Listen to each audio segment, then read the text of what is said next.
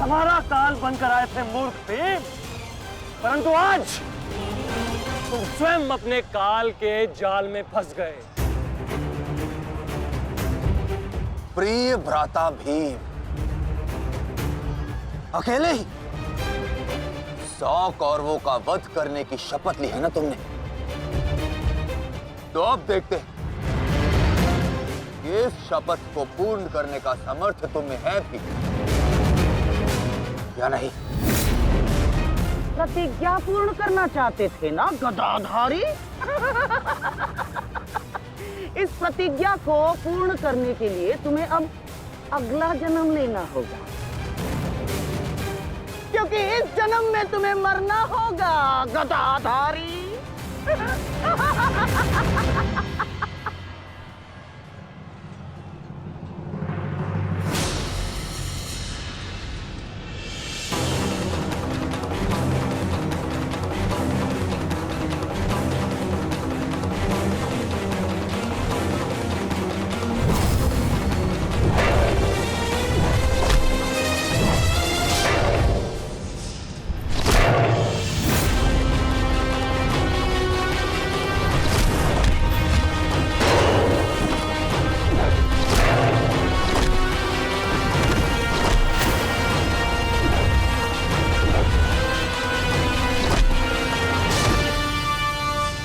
तुमने मेरे भाइयों को बहुत निर्दयता से मारा है भीम। आज मैं तुम्हारे लहू से उनका तर्पण करूंगा।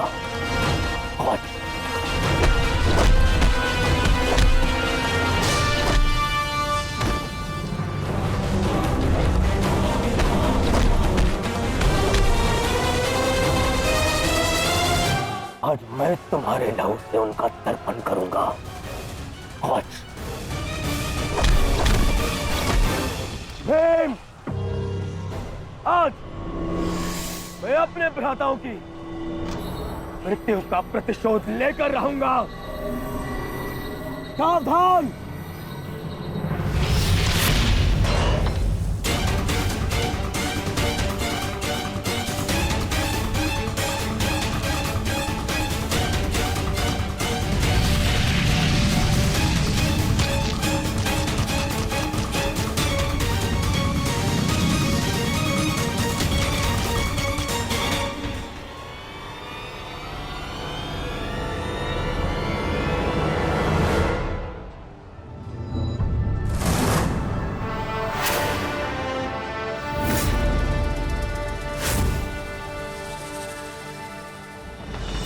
आपका प्रतिशोध पूर्ण हो न हो, परंतु मेरा प्रतिकार आज अवश्य पूर्ण होगा।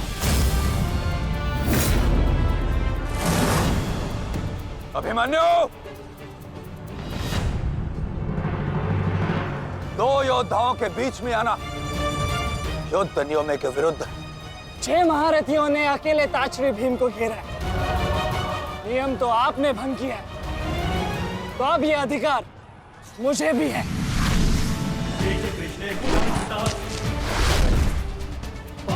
अभिमन्यु! चक्रबंधास्त्र।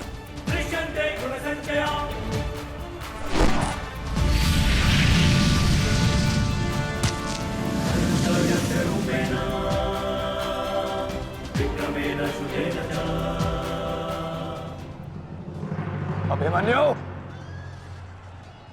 तुम भूल रहे हो मैं तुम्हारे पिता के आचार्य का पुत्र हूं। चक्रबांध अस्त्र का तोड़ मैं जानता हूं। चक्र विपरीत अस्त्र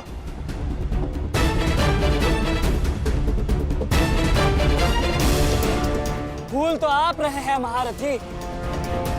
विपरीत अस्त्र तभी कार्य करता है जब युद्ध नीति गत हो, एक योद्धा पर आप सभी ने आक्रमण कर युद्ध नीति भंग की। अब अपनी इस अनीति का दमन देखिए। बालक! बालक! मेरी शत्रुता तुमसे नहीं है। मेरे मार्ग से हट जाओ, अन्यथा अपने प्राणों से हाथ धो बैठोगे। धो तो आज मैं उस कलंक को दूंगा जो मेरे परिवार के माथे पर है, कि अपने कुलवधु के अपमान का प्रतिकार नहीं कर पाए।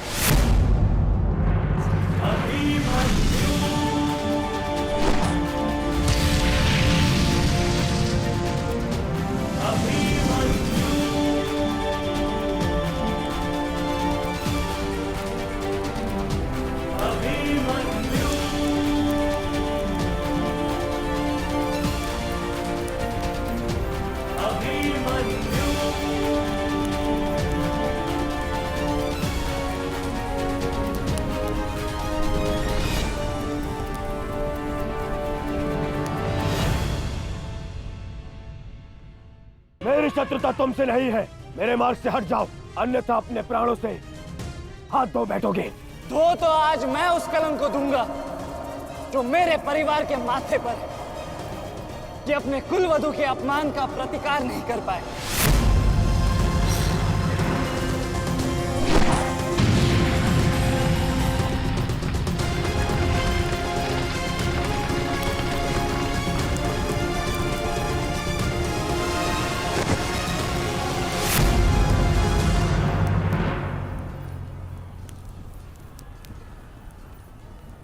अनुभव करो इस ज्वाला को युवराज दुर्योधन। ये वही ज्वाला है जो इतनी वर्षों से मेरी माता के हृदय में धधक रही है।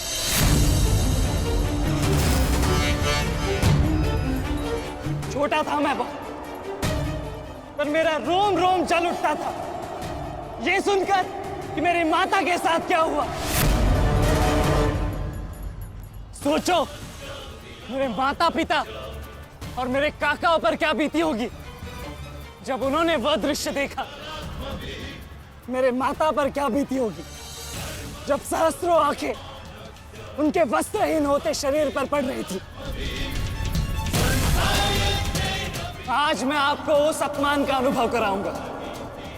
आपकी पूरी सेना और महारथियों के समक्ष आपका वस्त्रहरण करूंगा और कोई कुछ नहीं कर पाएगा।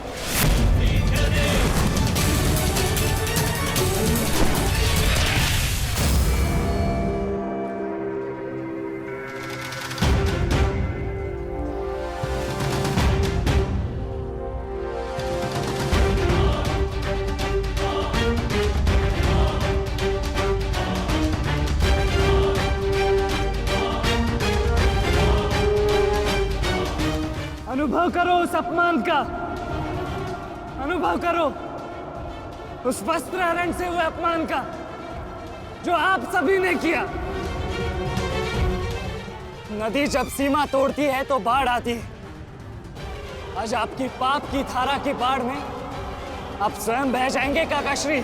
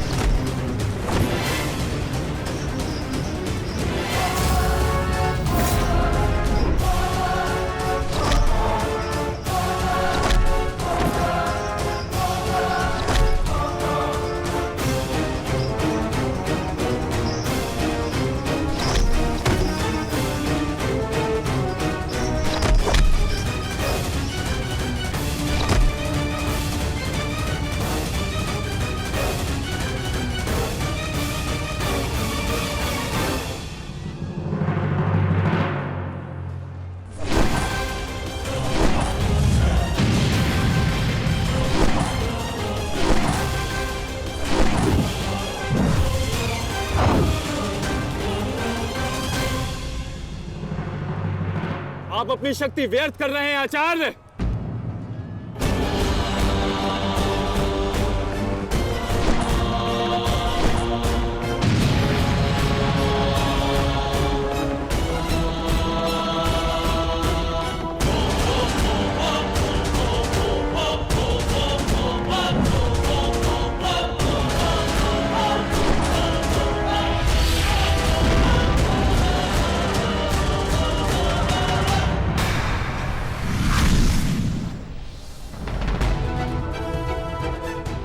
दुर्योधन को मेरी सहायता की आवश्यकता है। चलो सत्यसेन।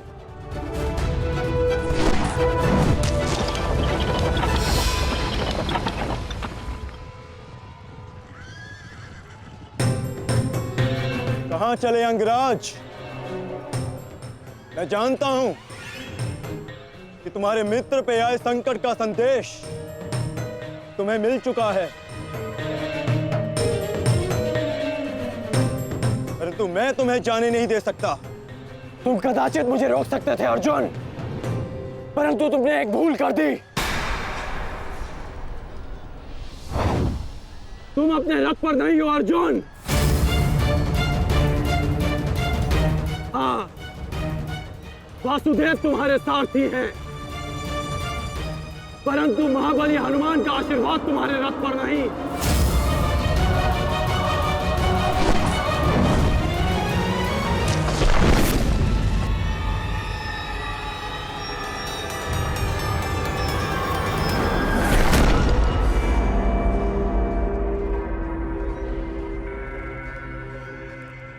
चलो।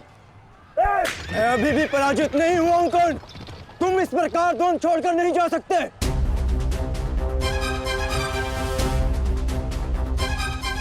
तुम युद्ध के नियम भूल रहे हो अर्जुन। युद्ध का नियम है कि महारथी ही महारथी के साथ द्वंद्व कर सकता है, और तुम रथ विहीन हो, इसलिए मैं तुम्हारे साथ द्वंद्व नहीं कर सकता। पहले अपने रथ का पहिया सुधारो, फिर आकर मुझे युद्ध का आह्वान देना, क्योंकि परशुराम शिष्य कर्ण नियम तोड़कर युद्ध नहीं करेगा।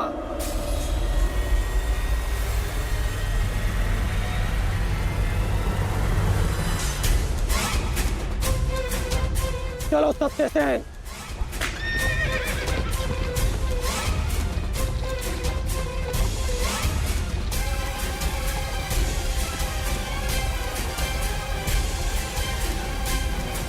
अब समझे पार्थ कि मैं कर्ण की प्रशंसा क्यों करता हूं।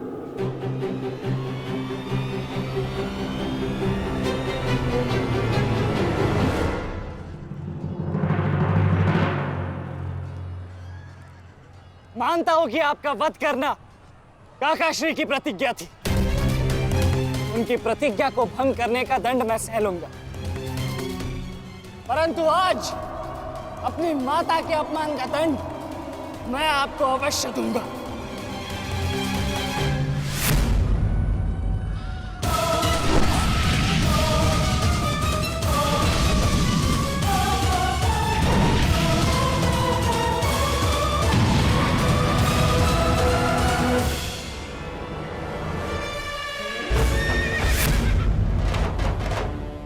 किसी की प्रतिज्ञा टूटे, पर मेरी प्रतिज्ञा नहीं टूटेगी अभिमन्यु। और मेरी प्रतिज्ञा है कि जब तक मैं जीवित रहूंगा, मेरे मित्र के प्राण नहीं जाएंगे।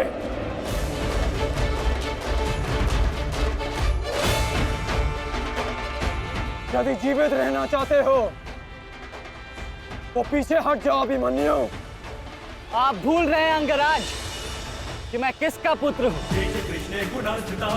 पीछे हटने के बारे में सोच भी नहीं सकता। तो प्रहार सहने के लिए तत्पर रहो।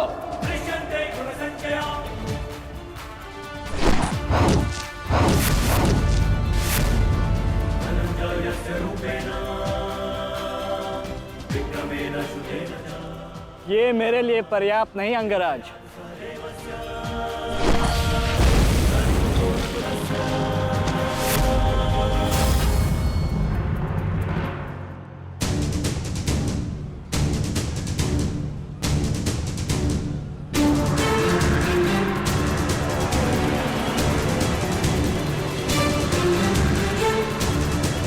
ना मेरे पास बाणों की कमी है और ना प्रहारों की।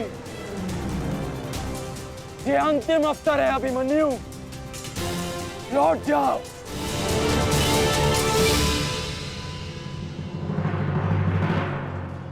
तो मेरे तुनीर में भी उत्तर प्रस्तुत है अंगराज।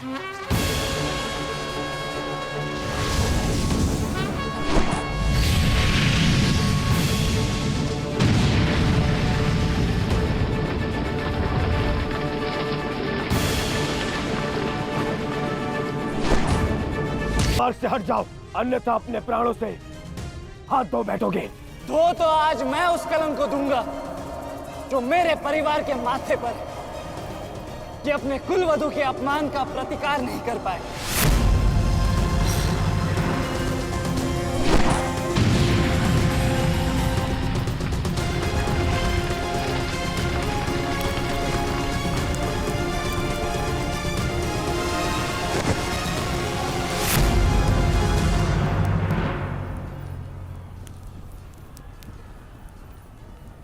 अनुभव करो इस ज्वाला को युवराज दुर्योधन।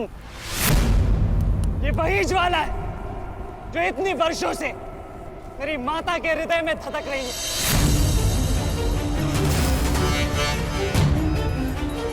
छोटा था मैं बहुत, पर मेरा रोम रोम जल उठता था ये सुनकर कि मेरी माता के साथ क्या हुआ। सोचो, मेरे माता पिता और मेरे काकाओं पर क्या बीती होगी जब उन्होंने वह दृश्य देखा। मेरे माता पर क्या बीती होगी जब सहस्त्रों आंखें उनके वस्त्रहीन होते शरीर पर पड़ रही थी। आज मैं आपको उस अपमान का अनुभव कराऊंगा। आपकी पूरी सेना और महारथियों के समक्ष आपका वस्त्र हरण करूंगा और कोई कुछ नहीं कर पाएगा।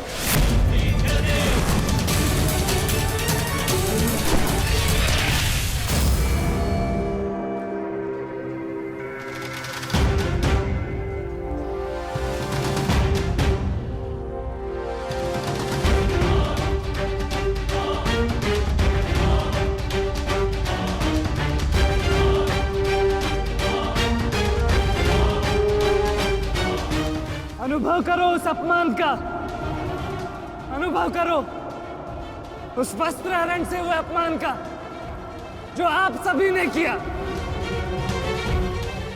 नदी जब सीमा तोड़ती है तो बाढ़ आती है। आज आपकी पाप की धारा की बाढ़ में आप स्वयं बह जाएंगे काकाश्री।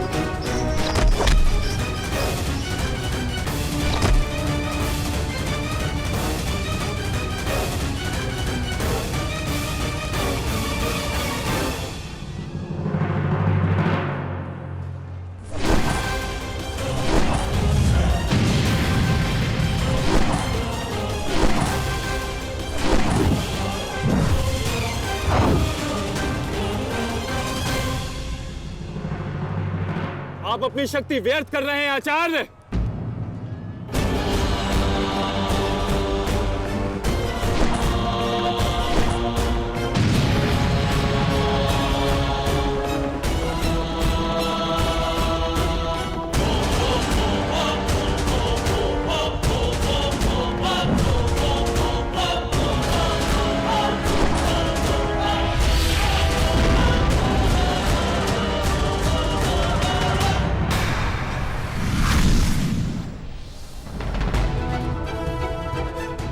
दुर्योधन को मेरी सहायता की आवश्यकता है। चलो सत्यसेन।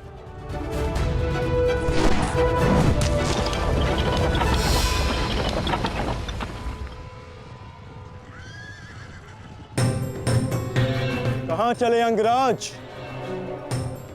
मैं जानता हूं कि तुम्हारे मित्र पे आए संकट का संदेश तुम्हें मिल चुका है,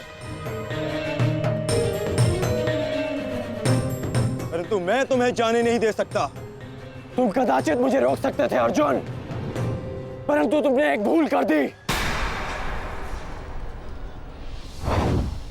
तुम अपने रथ पर नहीं हो अर्जुन। हाँ, वासुदेव तुम्हारे सारथी हैं, परंतु महाबली हनुमान का आशीर्वाद तुम्हारे रथ पर नहीं।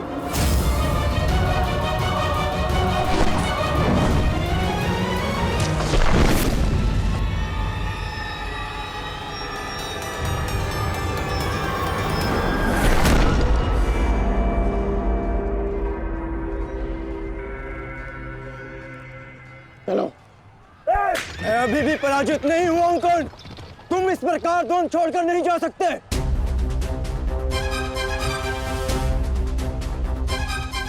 तुम युद्ध के नियम भूल रहे हो अर्जुन। युद्ध का नियम है कि महारथी ही महारथी के साथ द्वंद्व कर सकता है, और तुम रथ विहीन हो, इसलिए मैं तुम्हारे साथ द्वंद्व नहीं कर सकता। पहले अपने रथ का पहिया सुधारो, फिर आकर मुझे युद्ध का आह्वान देना, क्योंकि परशुराम शिष्य कर्ण नियम तोड़कर युद्ध नहीं करेगा।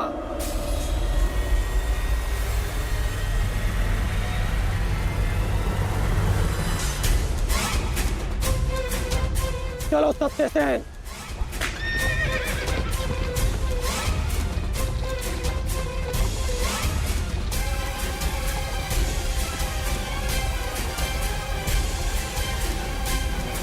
अब समझे पार्थ कि मैं कर्ण की प्रशंसा क्यों करता हूं।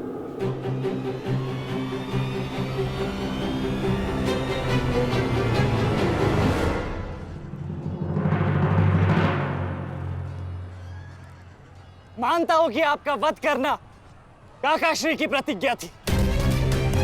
उनकी प्रतिज्ञा को भंग करने का दंड मैं सह लूंगा, परंतु आज अपनी माता के अपमान का दंड मैं आपको अवश्य दूंगा।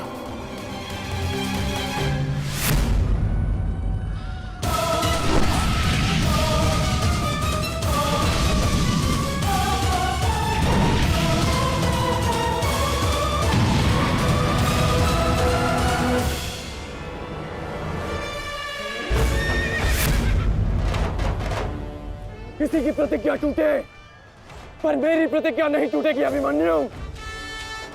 और मेरी प्रतिज्ञा है कि जब तक मैं जीवित रहूंगा, मेरे मित्र के प्राण नहीं जाएंगे।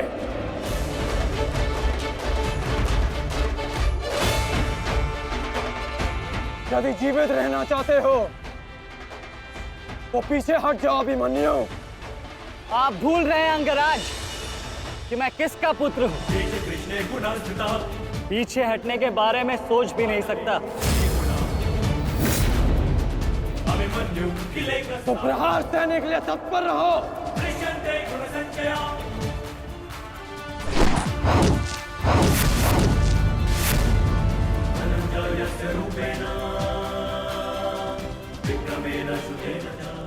ये मेरे लिए पर्याप्त नहीं अंगराज।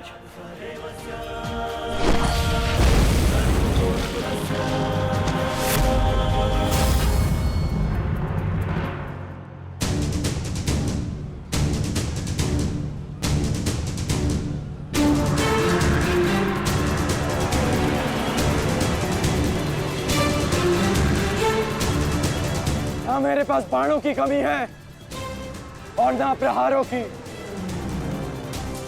ये अंतिम अवसर है अभिमन्यु, लौट जाओ।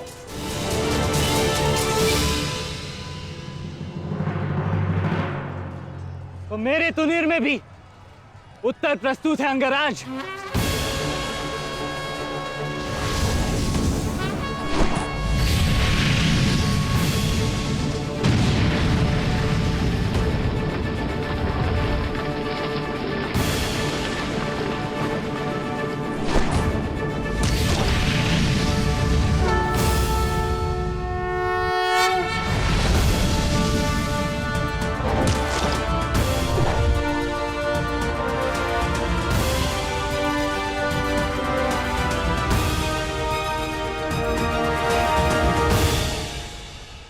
मैं तुम्हारा सामर्थ्य स्वीकारता हूं।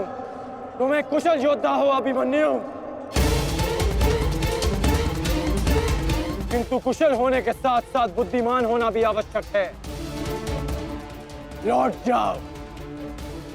यदि कल युद्ध करना चाहते हो तो आज जीवित रहना सीखना होगा।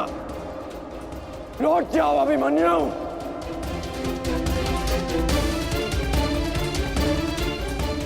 एक योद्धा के लिए आज या कल नहीं होता अंगराज। उसके लिए केवल वो ही पल होता है जिसमें वो मृत्यु के सामने खड़ा होता है। एक वीर योद्धा से सुना था मैं, हे मृत्यु, तैयार यदि तू आने को, प्रसन्न मुखा। द्वार खुला है, तेरा स्वागत, प्रसन्न मुखा।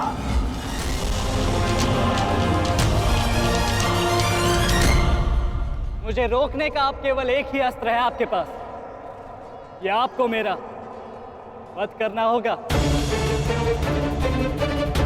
तो लीजिए अंगराज, अपने पुत्र के मृत्यु का प्रतिशोध लीजिए। आपके समक्ष आज वो योद्धा खड़ा है जिसके पिता ने आपके पुत्र का वध किया था। प्रतिकार कीजिए अंगराज, रुके क्यों है? क्योंकि जो पीड़ा मैंने सही, मैं नहीं चाहता कि वो पीड़ा मेरा शत्रु भी सहे। पुरुषसेन ने अपना विकल्प स्वयं चुना था। वो रणभूमि छोड़कर जा सकता था, परंतु उसने मृत्यु चुनी। गर्व है मुझे तुम जैसे युवा योद्धाओं पर, जो अपना कर्तव्य पूर्ण करने के लिए सदैव तत्पर रहते हैं। मैं जानता हूं कि तुम पीछे नहीं हटने वाले अभिमन्यु, परंतु मुझे भी अपना कर्तव्य पूर्ण करना है।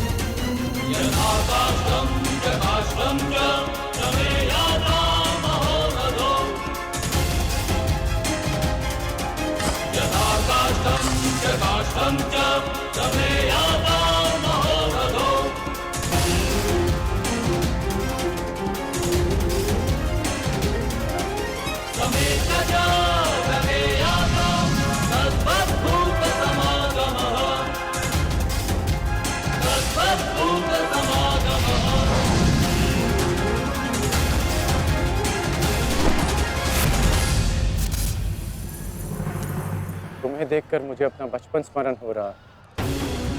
अभी तुम्हारा जीवन आरंभ हुआ है, इसे इस प्रकार व्यर्थ मत करो।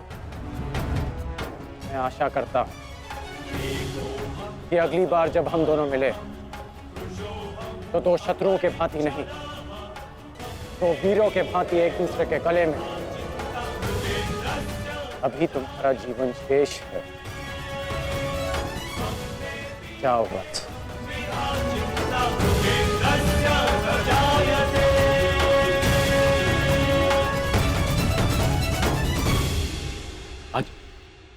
आज कौरवों की विजय हुई है गांधारी। पांडवों की एक अक्षुणी सेना को ध्वंस कर दिया है हमने आज। भीम हमारे एक भी पुत्र को क्षति नहीं पहुंचा पाया, एक भी।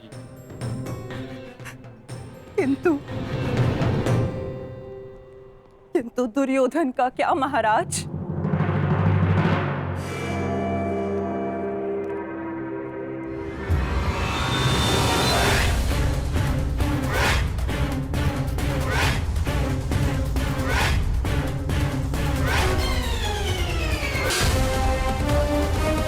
पुत्र।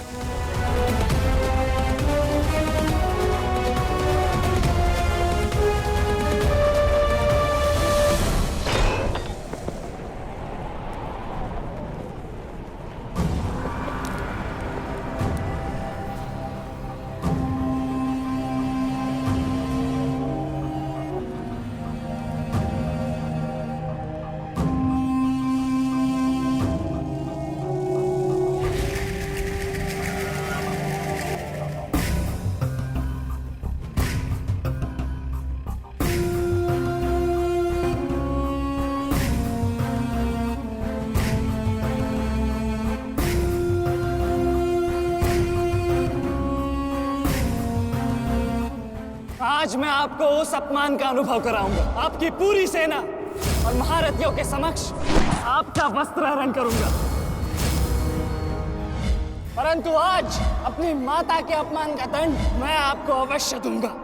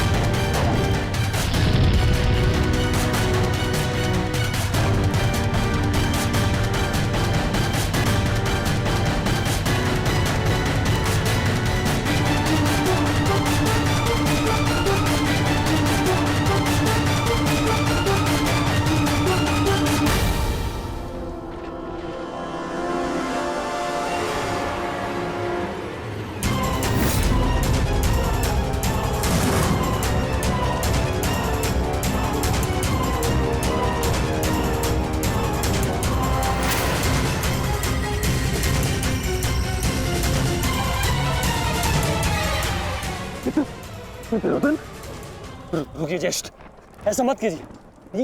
ये क्या कर रहे हैं आप? दुर्योधन, दुर्योधन, ये सब कुछ क्या है? आज के इस युद्ध में हमें विजय मिली है, फिर ये सब कुछ क्यों कर रहे हो तुम? ऐसी विजय जो अपमान की थाली में सजा कर मिले, ऐसी ही विजय से श्रेयस्कर है कि मृत्यु को पालूं। मेरे जीवन में कभी मेरा इतना अपमान नहीं हुआ है। अब इस जीवन का और कोई मूल्य नहीं। मैंने ये युद्ध संपत्ति के लिए नहीं, अपने हट, अपने सम्मान के लिए बुलाई थी। अब जब सम्मान ही नहीं रहा तो इस विजय का मैं क्या करूंगा? मेरी सेना के सामने विश्व के महानतम योद्धाओं के रहते वो 16 वर्ष का बालक मेरे वस्त्र हरण कर गया और चेतावनी देकर गया है कि युद्ध में जब भी मिलेगा पुनः यही दोहराएगा। अब ये वस्त्र हरित दुर्योधन सम्राट बन भी गया। कैसे अपनी सेना से, अपनी प्रजा से आंख मिला पाऊंगा मैं? इस लज्जा के साथ मैं अब जीवित नहीं रह सकता। नहीं दुर्योधन, देखो अपने क्रोध पर काबू पाओ। देखो विजय हमारे निकट है दुर्योधन, मानो मेरी बात। छोड़िए मुझे मामाश्री, छोड़िए मुझे, अन्यथा इस अग्नि में मैं अपने आप से पहले आपकी आहुति दे दूंगा। छोड़िए मुझे। नहीं। छोड़िए, छोड़िए मुझे।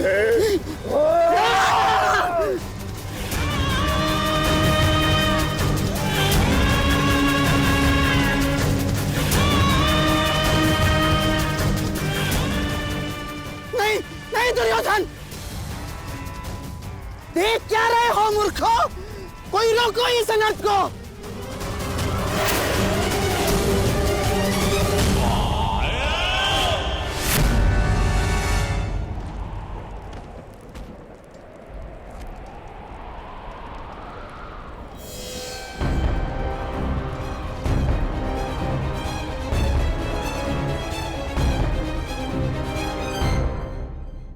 युद्ध तुमसे नहीं है। मेरे मार्ग से हट जाओ, अन्यथा अपने प्राणों से हाथ धो बैठोगे।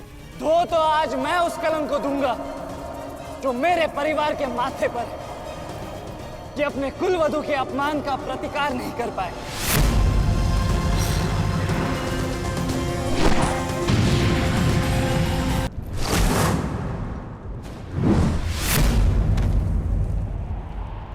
ठहर जाओ मित्र। नहीं, अब नहीं।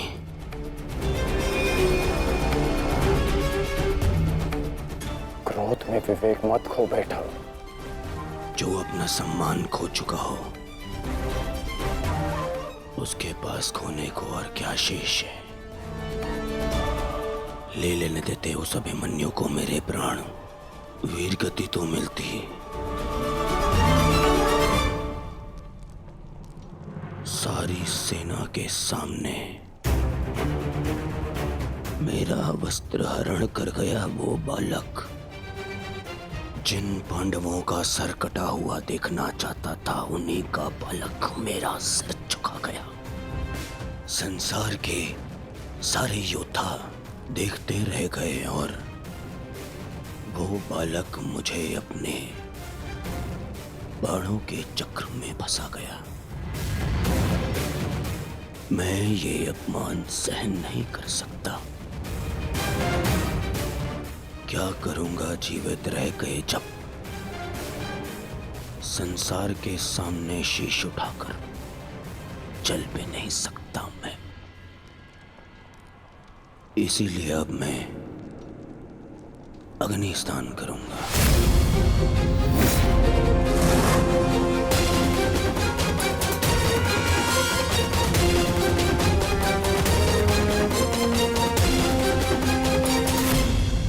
जो अग्नि यहाँ जल रही है, उससे कहीं अधिक अग्नि तुम्हारे पिता के हृदय में जल रही है।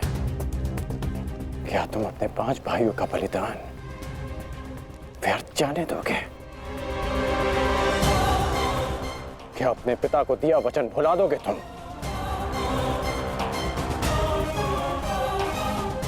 अपने चारों ओर देखो मित्र, क्या ये सब व्यर्थी अपने प्राणों के साथ खेल रहे हैं? जो वीर गति को प्राप्त हुए हैं, क्या उनका बलिदान व्यर्थ जाने दोगे तुम? तुम्हारे अनुज, तुम्हारे मामाश्री, तुम्हारे गुरुदेव, ये सब तुम्हारे सम्मान, तुम्हारे अधिकार के लिए लड़ रहे हैं, और तुम अपने कर्तव्य से मुंह मोड़ना चाहते हो। पूछो अपने सैनिकों से कि आज जो युद्ध में हुआ, कि क्या वो उससे लज्जित हैं, या वो कल युद्ध में उसका प्रतिशोध लेंगे? बोलो सैनिकों! प्रतिशोध लेंगे! प्रतिशोध लेंगे! प्रतिशोध लेंगे!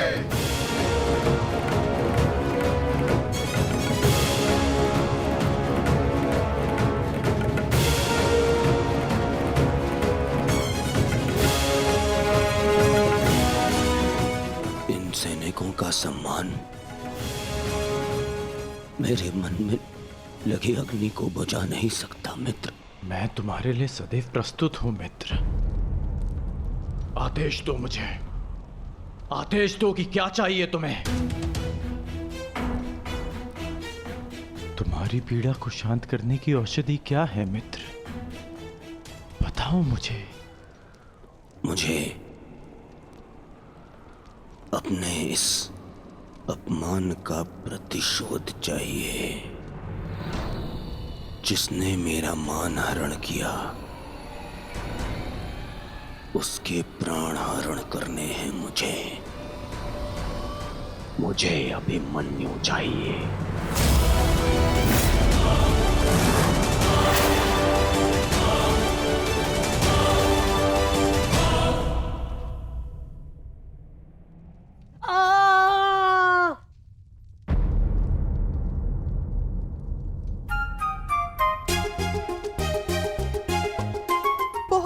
पीड़ा हो रही है ना इन्हें?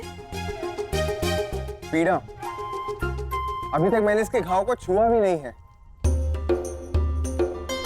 अभिमन्यु तुम्हें सताने के लिए उपक्रम कर रहा है उत्तरा। बहुत बुरे हैं आप। और तुम बहुत डरपोक। एक योद्धा की पत्नी के मन में इतना भय शोभा नहीं देता उतरा। ये घाव हमारे लिए आभूषण होता है।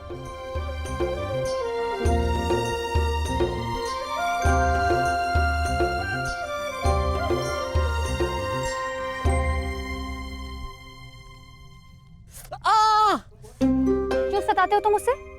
अब क्या करूं माता, वो तो आजकल हर बात पर क्रोधित हो जाती है। और अब आप भी मुझे डांट रही हो। तुम्हें अधिक चोट तो नहीं आई ना पुत्र? नहीं पिताश्री, बल्कि बहुत कुछ सीखने को मिला। सच में अंगराज कर्ण एक महान योद्धा है। उन्हें आपके अतिरिक्त और कोई टक्कर नहीं दे सकता। हाँ पुत्र, परंतु हम दोनों के लक्ष्य और सोच भिन्न हैं। मुझे तुम पर गर्व है।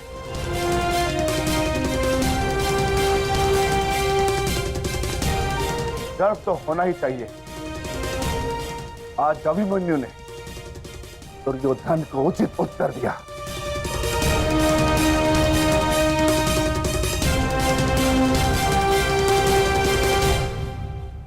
सत्य अभिमन्यु,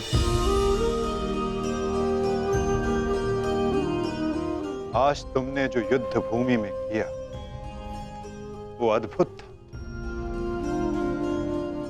और मुझे विश्वास है कि कल का दिन इतिहास में तुम्हारा नाम सदैव के लिए अमर कर देगा अभिमन्यु।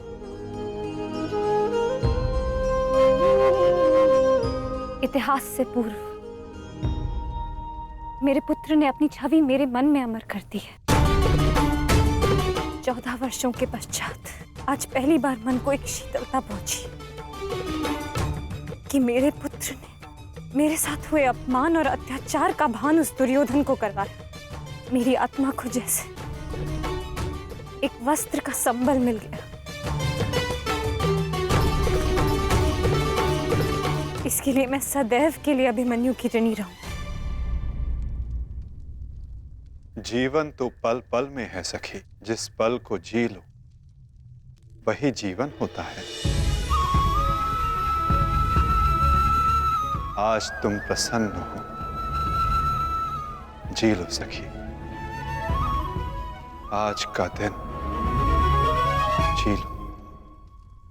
कल का दिन तो अभिमन्यु के जीवन का अंतिम दिन होना चाहिए। और स्मरण रहे, सरल मृत्यु नहीं देनी है उसे। मृत्यु आने की पीड़ा का आभास कराना है। और जब तक वो भूमि पर रेंगता हुआ दया की भीख ना मांगे, मृत्यु नहीं आनी चाहिए उसे। वो मृत्यु मांगेगा और मैं हर पल उसे मृत्यु और जीवन के बीच में झुलाऊंगा मैं उसे। असंभव युवराज, जब तक युद्ध भूमि में पांडव उपस्थित हैं तब तक अभिमन्यु तक पहुंचना असंभव होगा। वैसे भी उन्हें ज्ञात होगा कि आज आपके साथ जो हुआ उसका प्रतिशोध आप अवश्य लेंगे। इसी कारण अभिमन्यु तक पहुंचना इतना सरल नहीं होगा।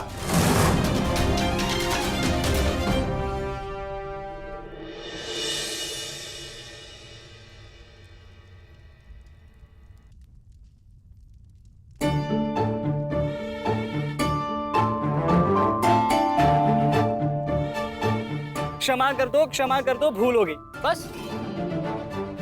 अच्छा, क्षमा भी कर दो। जिसने युवराज दुर्योधन का मस्तक झुका दिया वो आज तुम्हारे समक्ष सर झुकाए मना रहा है तुम्हें। देखो, किसी ने मुझे इस प्रकार सर झुकाए देख लिया ना तो मेरा बहुत उपहास उड़ाया जाएगा। पहले वचन दीजिए कि भविष्य में आप इस तरह मेरा उपहास नहीं बनाएंगे। आपको अनुमान भी है मैं कितनी भयभीत हो गई थी अब इसमें भयभीत क्या होना उत्तरा? आप नहीं समझेंगे, मुझे आपसे बात ही नहीं करनी। तो ठीक है, मत बात करना, परंतु कल यदि लौटा नहीं ना तो पछताना नहीं कि दोबारा ऐसे मत बोलना आर्य। भाई खो चुकी हूँ, पति नहीं खो सकती। क्षत्रिय हूँ, अपने अधिकार लेना जानती हूँ। आपको लौटना होगा, क्योंकि इस बार केवल मैं नहीं, आपकी होने वाली संतान भी आपकी प्रतीक्षा करेगी।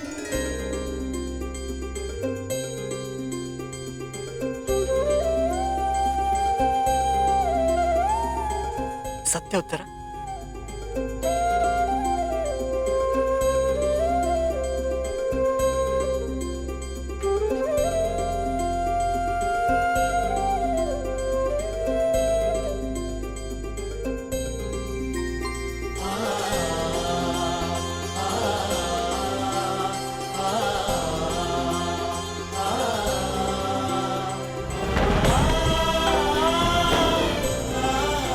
मैं तुम्हें वचन देता हूँ उत्तरा, तुम और हमारी संतान सदा मुझ पर गर्वित रहेंगे।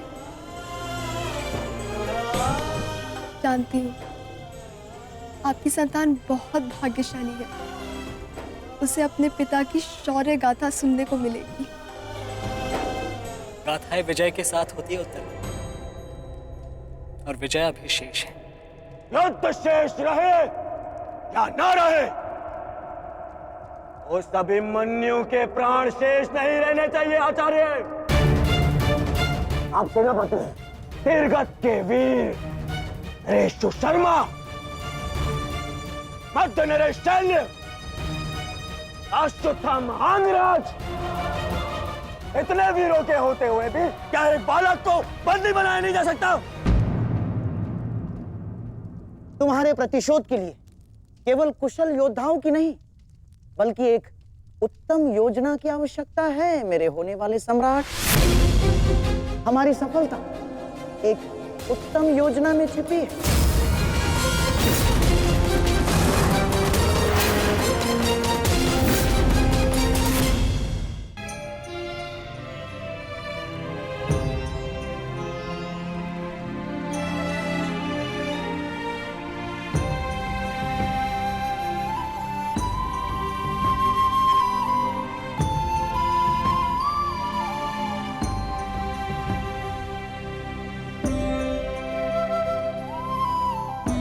ऐसा क्या है जो आप चाहकर भी मुझसे नहीं कह पा रहे हैं सखा? ये रात का अंधकार भी आपके मुख पर आए हुए भाव मुझसे नहीं छुपा सकता। रात्रि के बाद दिन आता है सखी, उसी प्रकार जीवन के पश्चात मृत्यु आती है। सुख के बाद दुख आता है, और यही सृष्टि का नियम है। हमें अपने जीवन में सबके लिए तत्पर रहना चाहिए सखी।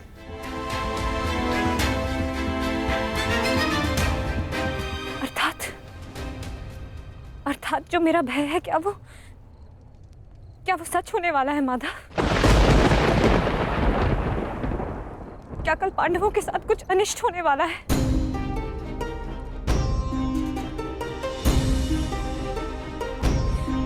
आप तो सब जानते हैं ना सखा। बताइए मुझे, बताइए मुझे।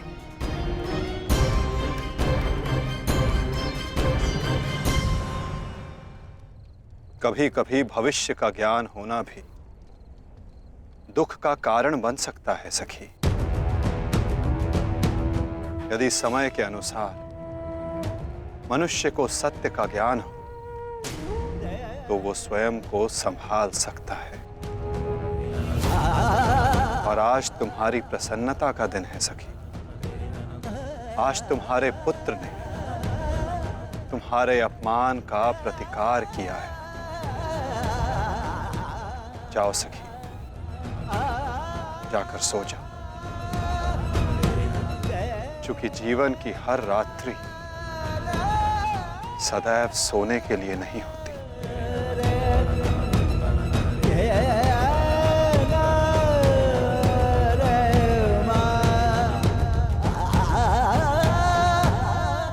मैं तब तक सो नहीं पाऊंगा जब तक मेरा प्रतिशोध पूर्ण ना हो जाए आचार्य। प्रतिशोध की आग में कोई और भी जल रहा है। युवराज दुर्योधन,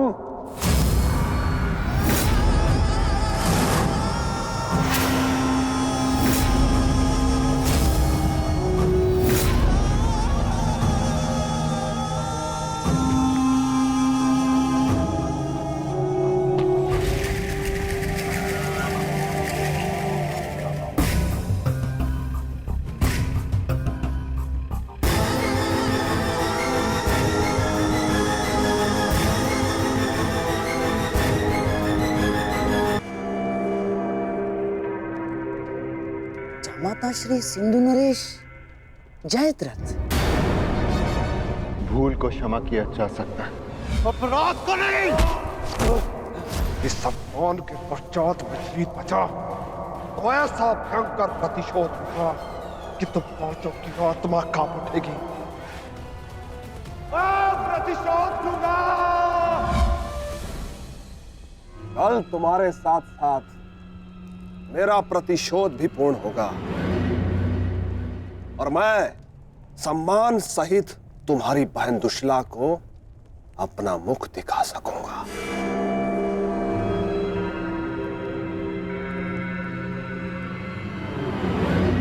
इतने समय आप कहाँ थे सिंधु नरेश?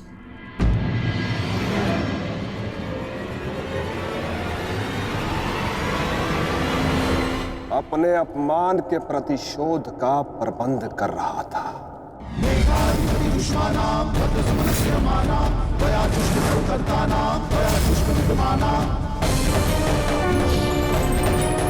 पुत्र जयद्रथ, मैं तुम्हारी तपस्या से प्रसन्न हूं। मांगो, क्या वर मांगते हो? महादेव, मुझे अपने प्रतिशोध का अवसर चाहिए। शपथ ली है मैंने, जब तक पांडवों के अपमान का प्रतिशोध नहीं लूंगा तब तक मुकुट धारण नहीं करूंगा। और वो दिन कल आएगा, कल आएगा वो दिन जब मैं पांडवों को ऐसी पीड़ा दूंगा कि वो जीवन भर नहीं भुला सकेंगे। महादेव का आशीर्वाद है मेरे साथ और मैं तुम्हारे साथ युवराज। तुम्हारी योजना और मेरा प्रतिशोध दोनों कल सफल होंगे।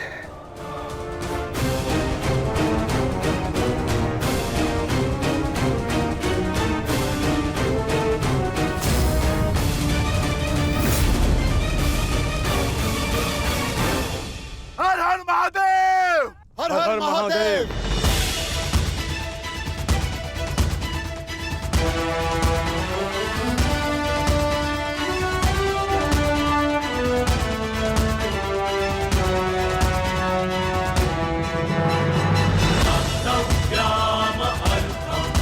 सर्वोत्तम बनो पुत्र, संसार के सभी योद्धाओं में तुम्हें सबसे अधिक कीर्ति प्राप्त हो।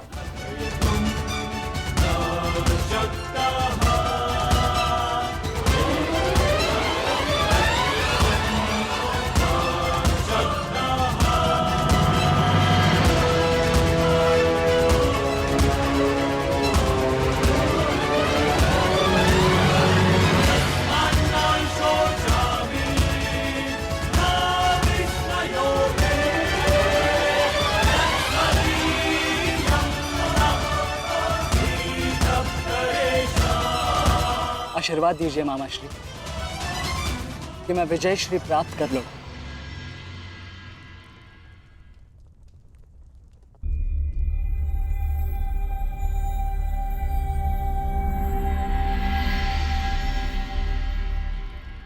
विजय तो कायरों को भी प्राप्त होती है पुत्र, परंतु कीर्ति और यश केवल शूरवीरों का मुकुट बनती है। मेरा आशीर्वाद तुम्हारे साथ है पुत्र। तुम युद्ध क्षेत्र में वो कीर्ति प्राप्त करो जो तुम्हें अमर बना दे।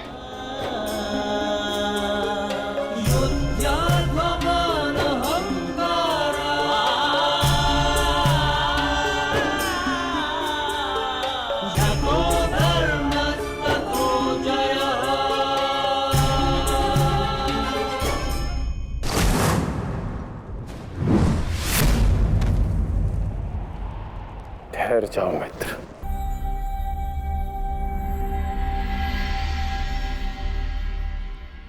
क्या हुआ अंगराज?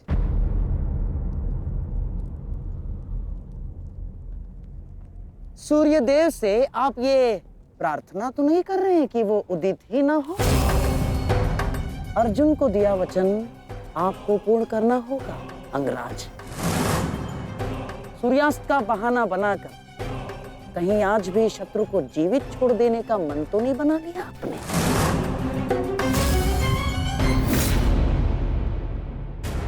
कभी कभी मौन रहने से प्राण बच जाते हैं। अब एक और शब्द अपने मुख से निकाला तो युद्ध आरंभ होने से पूर्व ही शत्रु से पहले मैं अपने पक्ष के किसी योद्धा का वध कर दूंगा।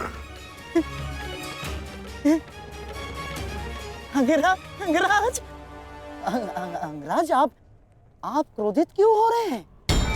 मेरे कहने का तात्पर्य केवल ये है कि आपके पुत्र वृषसेन की मृत्यु तो स्मरण है ना आपको? वृषसेन के हत्यारे अर्जुन का पुत्र ही आज आपका लक्ष्य होना चाहिए। बस मैं यही कहना चाह रहा था। कर्ण को स्मरण है मामा श्री।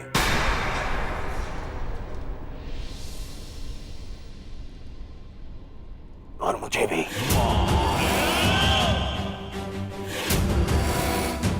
आज हम वृषसेन की मृत्यु और तेरे अपमान का प्रतिकार दोनों लेंगे।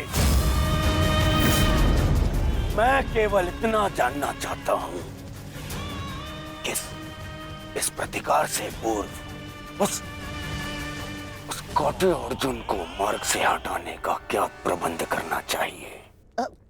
उसका प्रबंध मैं कर चुका हूं मेरे होने वाले सम्राट।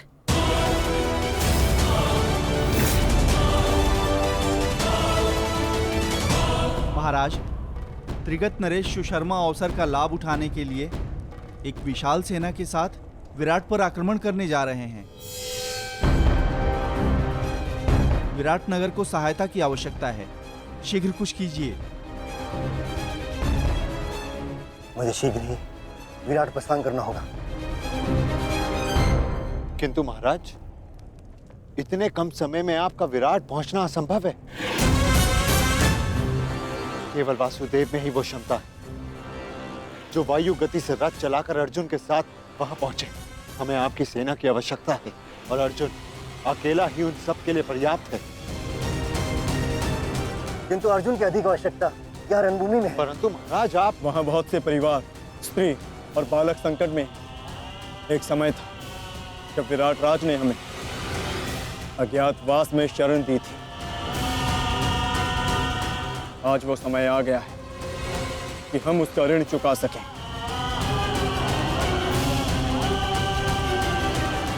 और फिर अभिमन्यु भी तो यहाँ है।